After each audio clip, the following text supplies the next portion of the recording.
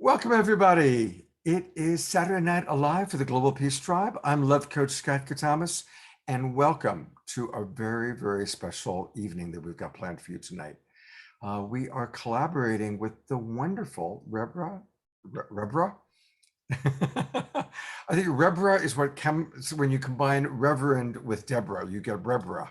There's a new word there. This is Reverend Deborah Moldow, and I have so enjoyed collaborating with her. She is the person who put together the show that you're going to see tonight. She's a delight. So welcome, Deborah.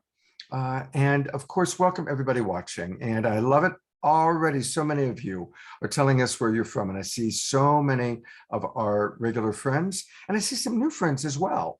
So definitely, everybody, please put your name and geographic location into the chat box. And I see a lot of our regular friends, which is fantastic.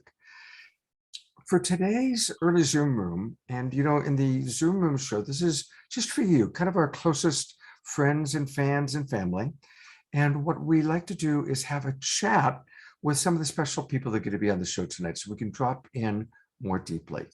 And so I am going to remove myself for a moment.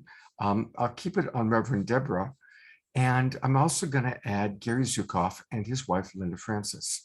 And they are really special people that I've also really enjoyed getting to know recently. It's been really kind of fun working with them, and they're beautiful, beautiful souls that we're blessed to be working with. So let me tell you a little bit about everybody you're seeing here. Deborah Meldow is an ordained interfaith minister, and she is so committed to assisting the transformation of human consciousness to a culture of peace. She's been doing it for a long time in many, many ways. She's the director of the Evolutionary Leaders Circle, which is a project of the Source of Synergy Foundation, which we're going to learn all about tonight.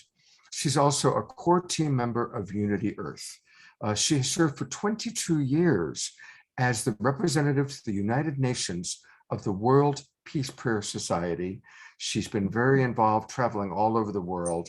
So we're really blessed to have her with us. And again, she's who has helped create tonight's show. Then we've got with us the wonderful Gary Zhukov and his wife, Linda Francis. Most of you probably know Gary.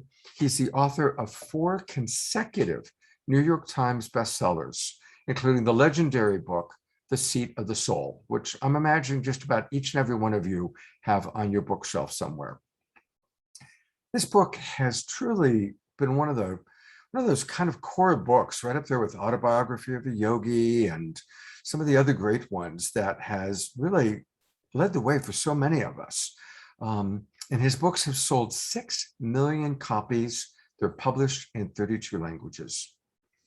What we're going to learn tonight, and we're going to go deeper into, is about Gary's newest book, Universal Human, and this new era of human evolution that's taking place. A few other things about Gary. He graduated from Harvard. He was a Special Forces Green Beret officer serving in Vietnam. And of course, he's been on Oprah Winfrey and just about every other imaginable talk show. So it's really wonderful to have Gary with us.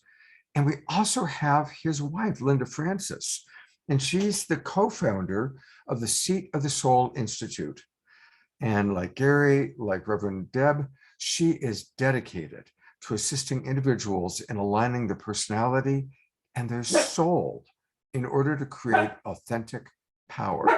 And that's really what we want to talk about during this early Zoom room show, is how we do that. How can we align our personality and our soul to create genuine power? So that's what we're going to talk about. Linda has been creating authentic power since she first read Gary's book in 1989. She met Gary 4 years later, and they created a spiritual partnership and began sharing their discoveries about authentic power and spiritual partnership with people all over the world through workshops, events, and 2 books. She's actually co-authored 2 books with Gary, The Heart of the Soul and The Mind of the Soul. So it's really wonderful to have you with us, and welcome. Thank you so much, Scott. Thank you, Scott. Thank you very much. It's such a joy to be here again, and especially to be in this more intimate setting where we can chat. By the way, Linda and I are married, but our relationship is that of spiritual partners, which is a partnership between equals for the purpose of spiritual growth. So I wanted to clarify that, because what we're going to be talking about tonight and what we talk about all the time are new perceptions, new ways of looking at everything, from ourselves to the world, to the universe, to relationships, to nations, to cultures. And I'm so glad to be here, and I'm really glad to be with this wonderful family again. Beautiful. Thank you. Let's go right into that. So in your spiritual partnership, how do you utilize your relationship to do what you've been teaching, to really align our higher self with authentic power? How do you do that? And how do you use your spiritual partnership, your marriage, your relationship, to keep each other on track? You want to take that one? I can begin. I can begin. That's the question. So when I met Gary, I'd never really had a really healthy relationship with anyone, actually. I realized I had so much fear in my life, and it was controlling me. And when I read The Seed of His Soul, I thought, oh, I really want to create authentic power. I want to create with love and be aware when I'm in fear, so I can create with love even then, and especially then. And I started recognizing a lot of fearful parts of my personality that I didn't realize were fearful until I actually read Seed of His Soul and started exploring deeper with my growth. And when I met Gary, we started right away. That was the purpose of our relationship immediately. We wanted to, I wanted to learn about what was in the Seed of His Soul. And Gary had given me some really good examples when we first met of how to do that, by just him sharing with me in honest and open ways. And I was so grateful for that, because I thought, oh, this is what I want. And I knew I wanted it when I read the book, but it scared me a little bit, because being a spiritual partner means that you create with, you say the things that you need to say, even things that are really difficult to say, not knowing what will happen. So beloved, I'd love to hear what you have to say about that. Well, I've discovered things being with Linda that I'd never experienced before, but I never had a real relationship before Linda before. I was addicted to sex for most of my life. I was a Green Beret. I loved to ride motorcycles. I experimented with drugs a lot. And those things that I called relationships actually weren't. And when I encountered Linda for the first time, I began to realize I may be in a relationship. It's a longer and a beautiful story, but it's a powerful one for me, because it introduced me to experiences I've never had before. And one of them surprised me completely. Well, quite a few of them. But one of them was that I love Linda. And now we've been together for 3 or so decades, and I've discovered that was the tip of the iceberg. I've come to a place where I realize I love people, and there's a lot of people in the world. The thing that really surprised me the most was I loved loving Linda. I never experienced anything like that, or even had the idea that it could be a human experience, but it's mine now. And by the way, Scott, it's the way we look at it. It's not so much aligning our higher self with our with the rest of us, it's the other way around. It's aligning my personality with my soul. So I'm not going to say my higher self with my lower self, or my lower self with my higher self, because there's nothing lower about a personality. It's a vehicle that the soul adapts in order to grow in the domain of time and space and matter and duality. And the basic duality in the Earth School, which is that span of experience between your birth and the time that your personality dies, your soul returns home. The question is, what shall you do with that span of experience? And what we suggest is align your personality with your soul, which is a specific way, and we hope a helpful and clear way of saying, align yourself with love in order to move beyond the control of the frightened parts of your personality, as Linda put it, which are those parts of your personality that don't love and can't love and have no interest in loving, like the parts that are angry, jealous, competitive, resentful, depressed, overwhelmed, superior and entitled, inferior and need to please. All of those prevent you from experiencing your love, which means giving the gifts you were born to give.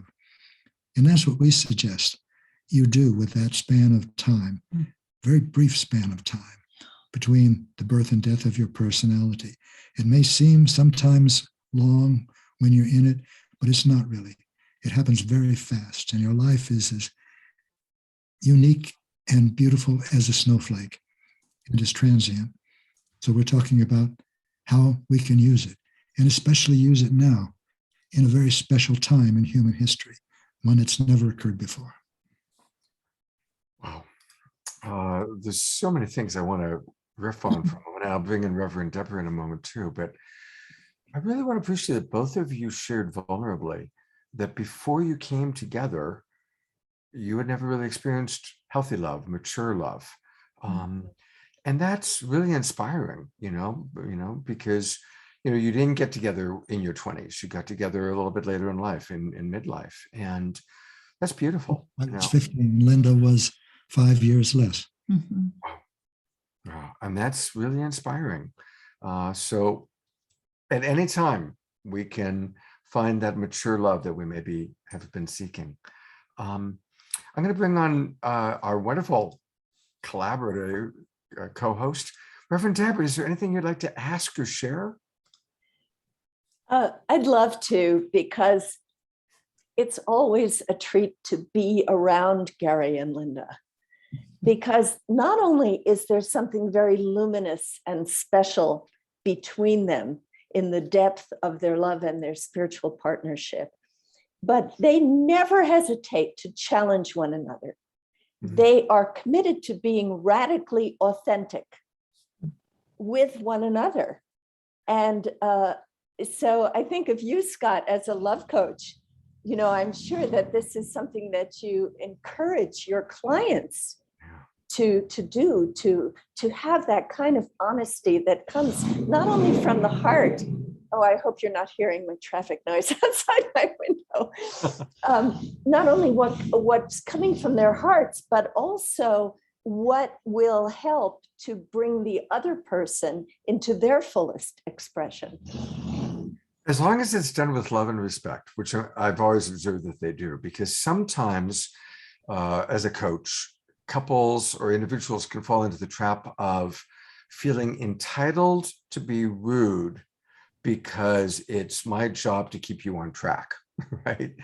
And so finding that razor's edge of always supporting higher growth. And that's why I actually asked the question that I did, because I have noticed that the two of you are very respectful of each other while also asking or even challenging. So any tips for how you do that? You find that balance of maintaining respect while serving as a sacred mirror to sometimes maybe reflect what's uncomfortable to see. So spiritual partnership, I'll define it. It's a partnership between equals for the purpose of spiritual growth. If I'm feeling inferior or superior to anyone, then I'm not creating authentic power. I'm pursuing external power. I'm trying to change someone else. So in a spiritual partnership, like Gary's, I'll speak about ours. My commitment is to my own growth. And that's to changing me. When I have a reaction, I know that it has to do with me. It doesn't have to do with Gary. And so I use that as my clue to, and I'm talking about my better moments. I'm not saying that I always do that, but I do my best when I have a reaction to realize as soon as I can, oh, that's about me. That doesn't have anything to do with Gary.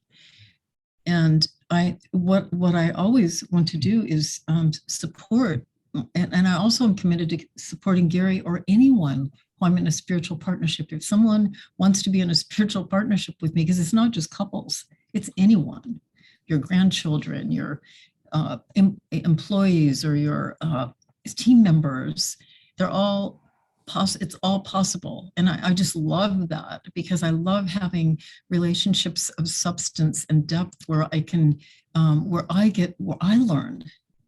If people say something to me, like our grandchildren will say things when they notice things, I love that. And the first time they did it, I just burst out laughing because I was in a frightened part of my personality. I was in a hurry, and they both said to me, "Grandma, I think you're in a frightened part." And it was such a delight. They were pretty young, but it was such a delight because they knew we wanted them to do that.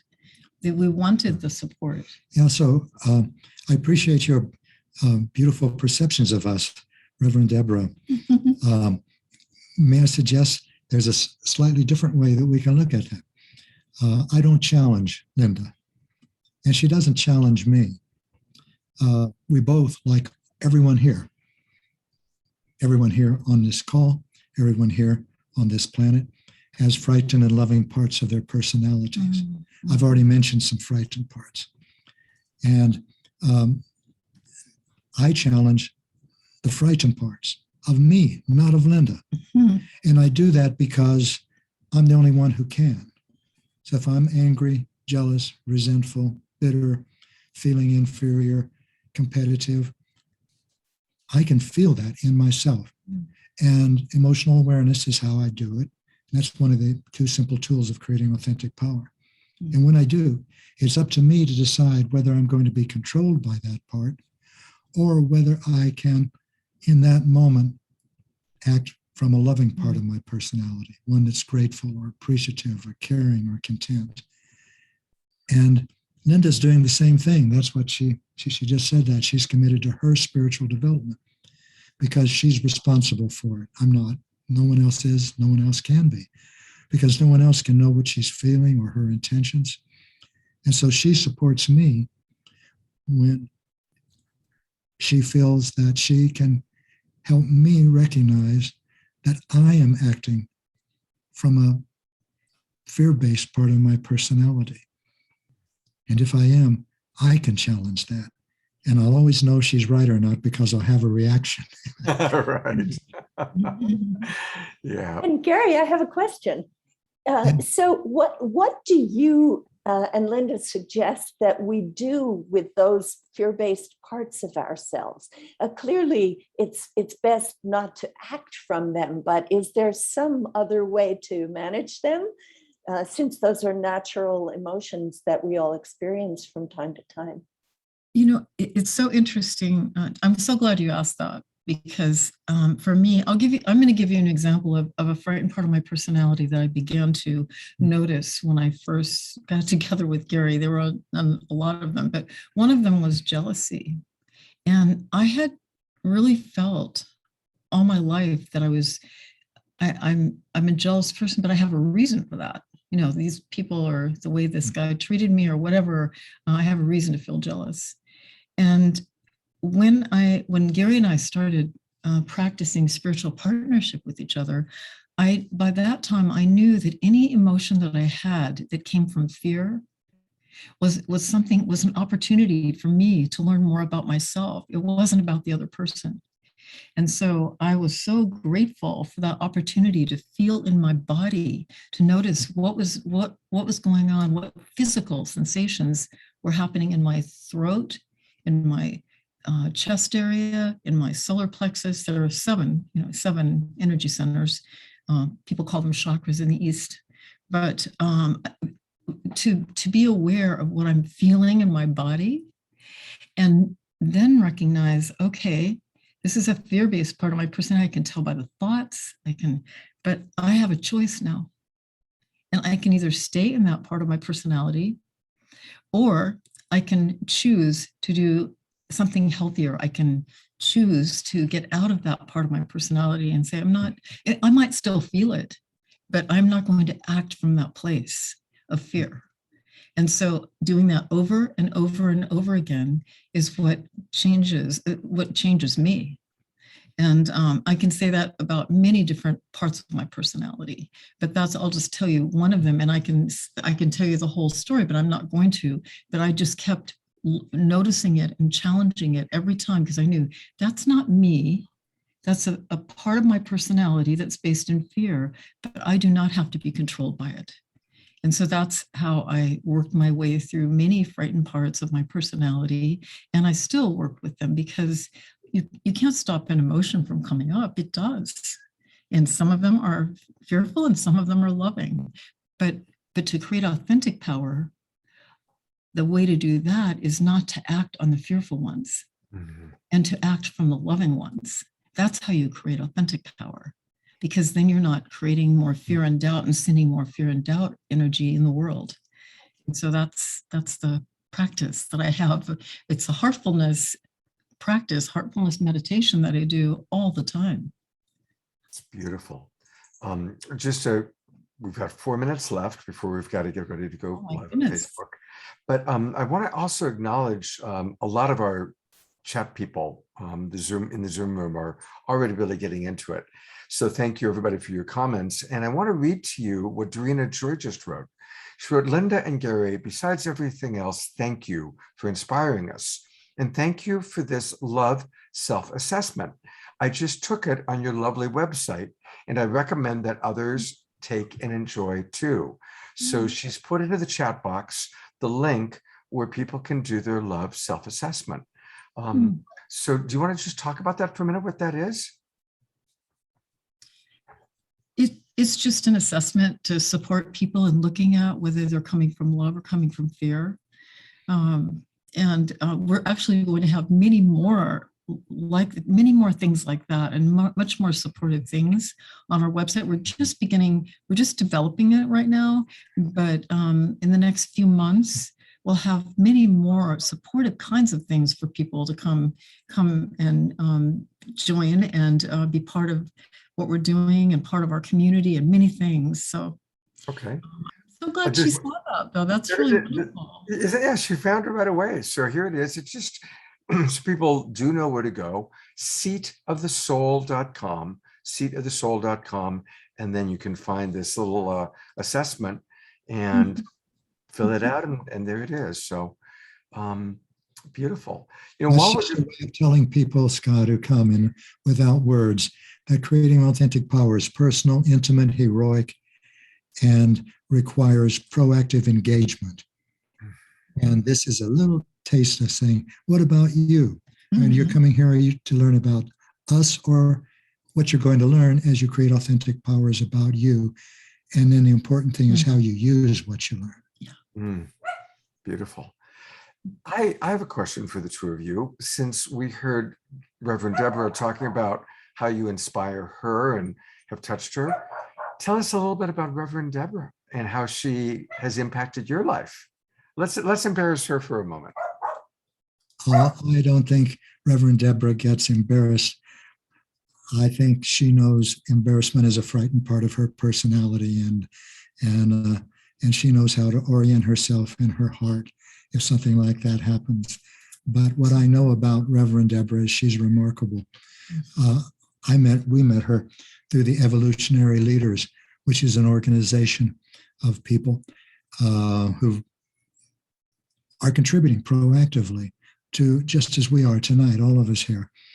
And when I first heard that name, I thought, well, that's a bit presumptuous, don't you think?